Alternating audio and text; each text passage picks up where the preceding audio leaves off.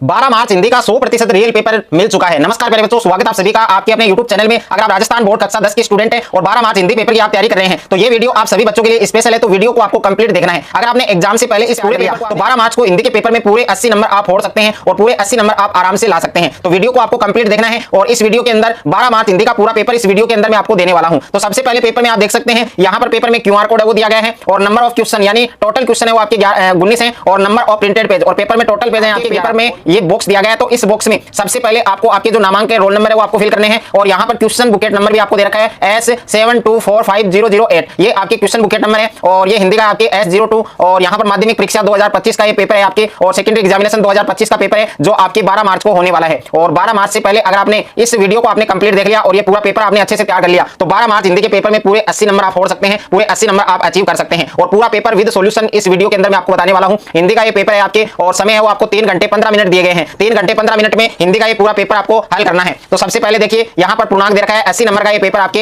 होने वाला है। तो परीक्षार्थियों के लिए जो सामान्य निर्देश है वो दिए गए हैं। यहाँ पर पहला निर्देश दिया गया है कि परीक्षार्थी सर्वप्रथम अपने प्रश्न पत्र पर नामांकन रोल नंबर है वो जरूर लिखें और दूसरा निर्देश दिया है कि सभी प्रश्न हल करने अनिवार्य हैं और तीसरा निर्देश दे रखा है कि प्रत्येक प्रश्न का उत्तर है वो दी गई उत्तर पुस्तिका में लिखें और 4 नंबर निर्देश दे रखा है कि जिन प्रश्नों में आंतरिक खंड है उन सभी के उत्तर एक साथ में लिखें और 5वां निर्देश दिया गया है कि प्रश्न का उत्तर लिखने से पूर्व प्रश्न का जो क्रमांक है वो आपको अवश्य लिखना है। तो हिंदी का ये पूरा पेपर में आपको इस वीडियो के अंदर उत्तर सहित बताने वाला हूं, तो वीडियो को आपको कंप्लीट देखना है। तो सबसे पहले आप देख सकते हैं पेपर में सबसे पहले आपको खंड ए दिया गया है और खंड ए के अंदर आपको प्रश्न संख्या 1 दिया गया है कि निम्नलिखित वस्तुनिष्ठ प्रश्नों के उत्तर अपनी उत्तर पुस्तिका में लिखिए। तो इसमें पहला प्रश्न दिया गया है आपको कि ऐसे सर्वनाम जिसका प्रयोग वक्ता या लेखक स्वयं अपने लिए करते हैं क्या कहलाते हैं। तो ऐसे सर्वनाम जिसका प्रयोग वक्ता या लेखक स्वयं अपने लिए करते हैं तो ऐसे सर्वनाम को क्या कहते हैं। तो ए ऑप्शन में दे रखा है पुरुषवाचक और बी ऑप्शन में दे रखा है संबंधवाचक और सी ऑप्शन में दे रखा है प्रश्नवाचक और डी ऑप्शन में दे रखा है निजवाचक।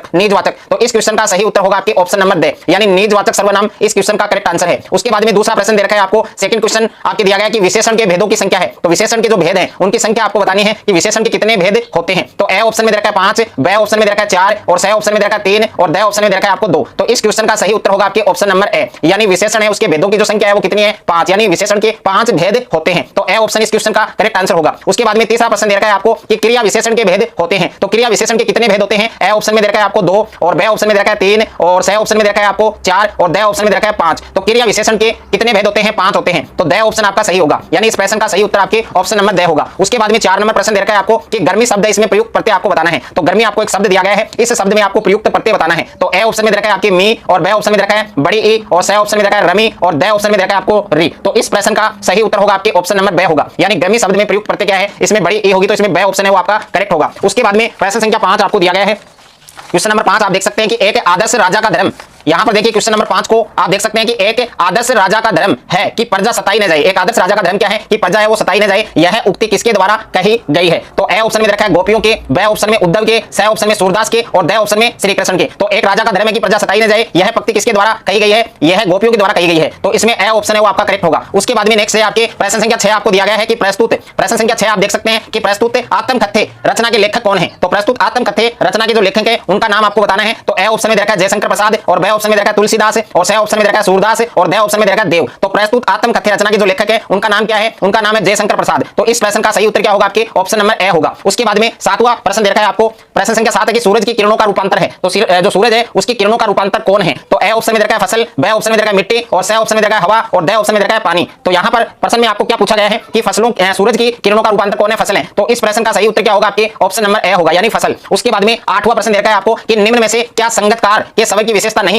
तो यहाँ पर देखिए 8वां प्रश्न दिया गया आपको कि निम्न में से क्या संगतकार के स्वर की विशेषता नहीं है। तो ए ऑप्शन में है मधुर, बी ऑप्शन में है कमजोर और सी ऑप्शन में है आत्मविश्वास और डी ऑप्शन में रखा है आपको कंपनशील। तो इस प्रश्न का सही उत्तर क्या होगा आपके ऑप्शन नंबर सी होगा यानी ऑप्शन नंबर सी में आपको क्या दिया गया है, आत्मविश्वास दिया गया है। तो आत्मविश्वास इस प्रश्न का सही उत्तर होगा। उसके बाद में प्रश्न संख्या 9 आपको दिया गया है कि भगत ग्रस्त होते हुए भी वस्तु थे। तो ए ऑप्शन में क्या देखा है आपको पाखंडी और बी ऑप्शन में देखा है साधु, सी ऑप्शन में देखा है साहेब और डी ऑप्शन में देखा है धर्मगुरु। तो भगत ग्रस्त होते हुए भी क्या थे, साधु थे। तो इसमें बी ऑप्शन है वो आपका क्या होगा, करेक्ट होगा। उसके बाद में प्रश्न संख्या 10 दे रखा है आपको, क्वेश्चन नंबर 10 दे रखा है कि लेखिका मन्नू भंडारी का जन्म हुआ था। तो लेखिका मन्नू भंडारी है उनका जन्म कहां हुआ था। ए ऑप्शन में रखा है इंदौर में, बी ऑप्शन दे रखा है भानपुरा गांव में, सी ऑप्शन दे रखा है जबलपुर में और डी ऑप्शन दे रखा है भोपाल में। तो लेखिका मन्नू भंडारी का जन्म कहां हुआ था, भानपुरा गांव में हुआ था। तो इस प्रश्न का सही उत्तर क्या होगा? ब ऑप्शन होगा। उसके बाद में प्रश्न संख्या 11 आपको दे रखा है यहाँ पर, क्वेश्चन नंबर 11 है कि नौबत खाने में इबादत पाठ है उसके लेखक कौन है? तो नौबत खाने में इबादत पाठ के लेखक का नाम आपको लिखना है। तो ए ऑप्शन में है बिस्मिल्लाह खां, बी ऑप्शन में है यतीन्द्र मिश्र, सी ऑप्शन में है स्वयं प्रकाश और डी ऑप्शन में है मन्नू भंडारी। तो नौबत खाने में इबादत पाठ के लेखक का नाम क्या है? यतीन्द्र मिश्र है। तो इस प्रश्न का सही उत्तर क्या होगा? आपके ऑप्शन नंबर ब होगा। उसके बाद में क्वेश्चन नंबर 12 आपको दे रखा है, क्वेश्चन नंबर 12 है आपके कि मनुष्य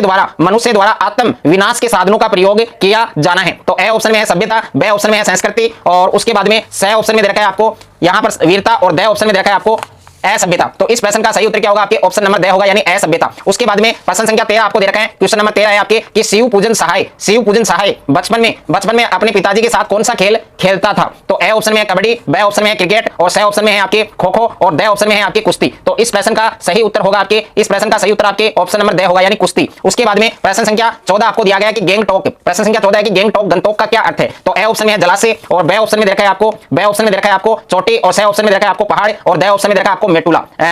तो यहां पर देखिए गैंगटॉक जिसे गंतोक कहा जाता है तो इसका अर्थ किससे है? पहाड़ से है। तो इस प्रश्न का सही उत्तर क्या होगा? आपके ऑप्शन नंबर सी यानी पहाड़ होगा। उसके बाद में 15वां प्रश्न दे रखा है आपके कि मैं क्यों लिखता हूं पाठ के रचनाकार कौन है? तो मैं क्यों लिखता हूं ये चैप्टर आपने पढ़ा है, इस चैप्टर के जो रचनाकार है उनका नाम आपको लिखना है। तो ए ऑप्शन में है स्वयं प्रकाश, बी ऑप्शन में दे रखा है आपके यशपाल और सी ऑप्शन में दे रखा है यतीन्द्र मिश्र और डी ऑप्शन में दे रखा है आपके अयज्ञ। तो इस प्रश्न का सही उत्तर क्या होगा? आपके ऑप्शन नंबर ड होगा यानी मैं क्यों लिखता हूं इस पाठ के रचनाकार कौन है?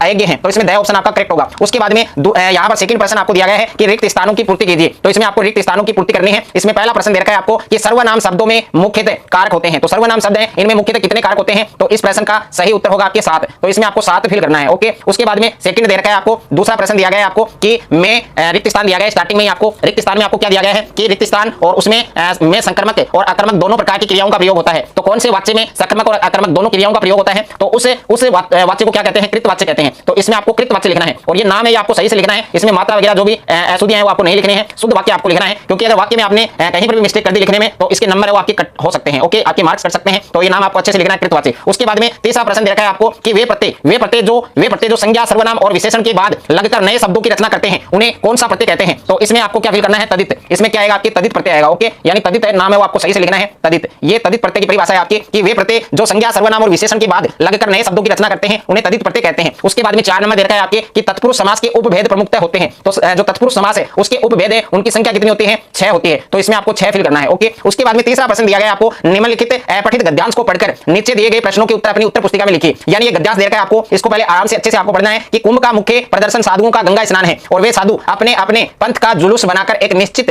क्रम में ब्रह्मकुंड में स्नान करने जाते हैं। इन जुलूसों को शाही या स्याही कहते हैं और ये स्याहियां देखने लायक होती हैं। इनमें बाज होते हैं, हाथी होते हैं, घोड़े होते हैं, पालकियां होती हैं और चांदी के भाले बल्लम या पंखे होते हैं। तो पहले इस गद्यांश को आपको पूरा अच्छे से आराम से पढ़ना है और उसके बाद में इसमें जितने भी प्रश्न आपको दिए गए हैं प्रत्येक प्रश्न का उत्तर है वो आपको देना है। यहाँ पर देखिए पहला प्रश्न आपको क्या पूछा गया इस गद्यांश से कि कुंभ में मुख्यतः क्या दिखाई देता है? तो ये आपको इसका आंसर आपको गद्यांश में मिलेगा। दूसरा प्रश्न है कि साधु गंगा स्नान किस तरह करते हैं? जो साधु हैं वो गंगा स्नान किस तरह करते हैं? और तीसरा प्रश्न है कि स्याही किसे कहते हैं? और 4 नंबर प्रश्न है आपको दिया है कि स्याहियों में क्या देखने योग्य होता है? जो स्याहियां होती है उनमें क्या देखने योग्य होता है वो आपको लिखना है। 5वां प्रश्न दिया गया आपको कि जगत गुरु शंकराचार्य का जुलूस कैसा था? तो जगत गुरु शंकराचार्य का जो जुलूस है वो कैसा था वो आपको लिखना है। और 6ठा प्रश्न दिया गया आपको कि उपयुक्त गद्यांश का उचित शीर्षक लिखिए। तो उपयुक्त गद्यांश है उसका आपको उचित शीर्षक बताना है। उसके बाद में 4 नंबर प्रश्न दिया गया आपको कि निम्नलिखित अपठित पद्यांश को पढ़कर दिए गए प्रश्नों के उत्तर अपनी उत्तर पुस्तिका में लिखिए। तो ये आपको पद्यांश दिया गया है कि फूल से बोली कली क्यों व्यस्त मुरझाने में, फायदा क्या गंध और मकरंद बिखराने में, तूने अपनी उम्र क्यों वातावरण में घोल दी, मनमोहक मकरंद की पंखुड़ियां क्यों खोल दी, तू समय को बांटता है जिस घड़ी से है खिला। तो प्यारे बच्चों पहले इस पूरे पद्यांश को आपको पढ़ना है। उसके बाद में इसमें प्रश्न पूछा गया आपको। पहला प्रश्न है आपके कि फूल क्या कर रहा है? तो फूल है वो क्या कर रहा है वो आपको लिखना है। और दूसरा प्रश्न दिया गया आपको कि कली फूल से क्या कहती है? तो जो कली है वो फूल से क्या कहती है वो आपको लिखना है। और तीसरा प्रश्न आपको दिया गया है कि तूने अपनी उम्र क्यों वातावरण में घोल दी? तो तुमने अपनी जो उम्र है एज है वो वातावरण में क्यों घोल दी, इस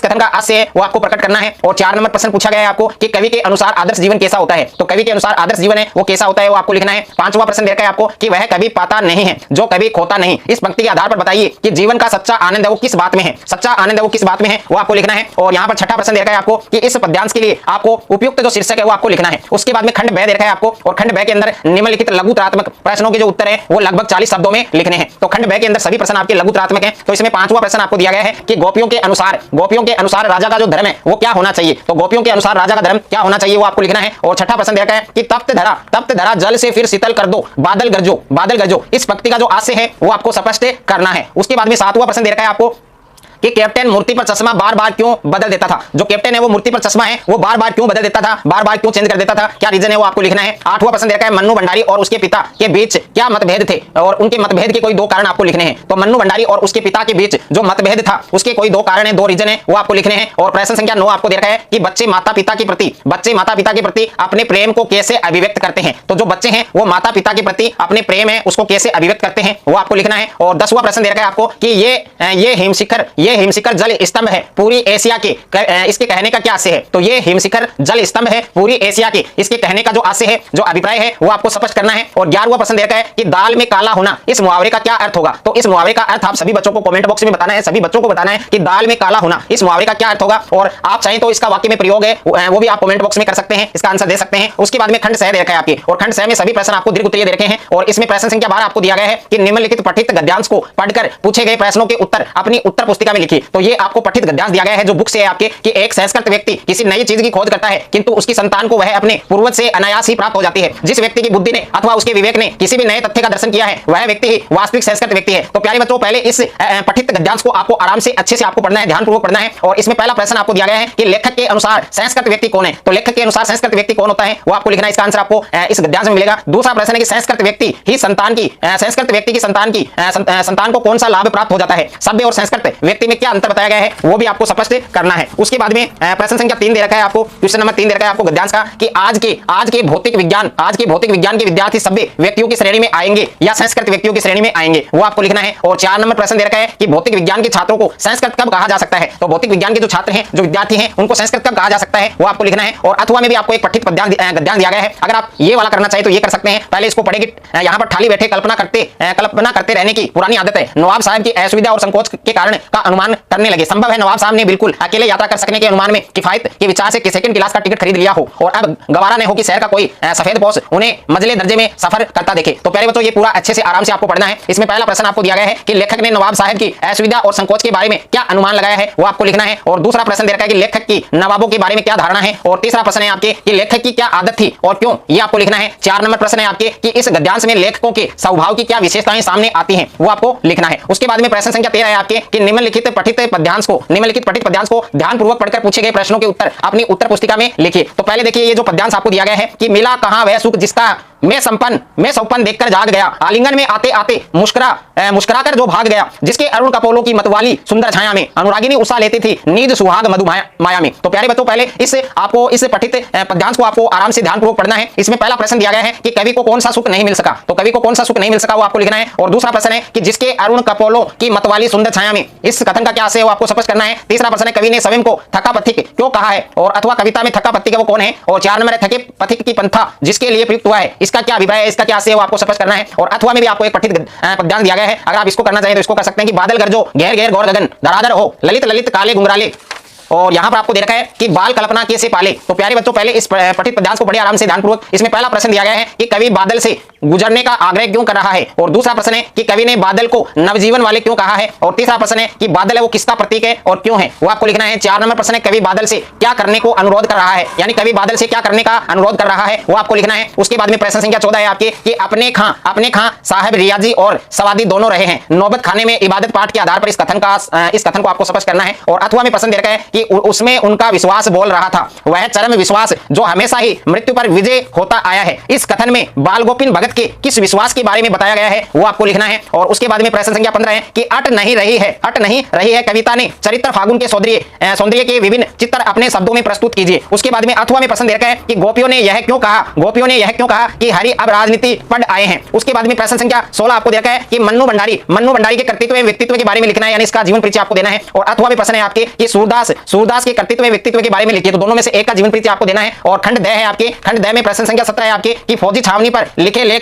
the give over today for your tomorrow पढ़कर लेखिका का मन है वो उदास क्यों हो गया। और इसके अथवा में प्रश्न दे रखा है कि हिरोशिमा की घटना विज्ञान का भयानकतम दुरुपयोग है, आपकी दृष्टि में विज्ञान का दुरुपयोग कहां और किस तरह से हो रहा है वो आपको लिखना है। 18वां प्रश्न है निम्नलिखित विषयों में से किसी एक विषय पर लगभग 300 शब्दों में आपको निबंध है वो आपको बनाना है। उसके बाद में अगला प्रश्न दे रखा है आपको यहाँ पर देखिए निबंध है, पहला निबंध दे रखा है आपको राष्ट्रीय सुरक्षा और विज्ञान, दूसरा है आपकी बेरोजगारी समस्या और समाधान, और तीसरा है विद्यार्थी और अनुशासन, और 4 नंबर है होली। उसके बाद में प्रश्न संख्या 19 दे रखा है आपको कि आपके मोहल्ले में आए दिन चोरियां हो रही हैं और उनकी रोकथाम के लिए थानाध्यक्ष को गश्त बढ़ाने हेतु आपको क्या लिखना है, पत्र लिखना है। और अथवा में प्रश्न दे रखा है कि आपके पिताजी के दुर्घटनाग्रस्त हो जाने पर आपके मित्र सुनील ने आपकी बहुत सहायता की और आपको स्थिति का सामना करने का हौसला दिया, उसे धन्यवाद देते हुए आपको एक पत्र लिखना है। और उसके बाद में प्रश्न संख्या 20 है कि आपके पिताजी अपना पुराना स्कूटर बेचना चाहते हैं, इसके लिए आपको विवरण देते हुए आपको एक विज्ञापन है वो तैयार करना है। और अथवा में प्रश्न है आपके विद्यालय में SUPW शिविर में निर्मित अनुपयोगी सामग्री बिक्री हेतु एक विज्ञापन आपको तैयार करना है। तो हिंदी का ये पूरा पेपर जो मैंने इस वीडियो के अंदर आपको बताया है, पूरा पेपर आपको तैयार करना है। और पूरा पेपर है वो अगर आपने एग्जाम से पहले अच्छे से आपने तैयार कर लिया तो 12 मार्च हिंदी के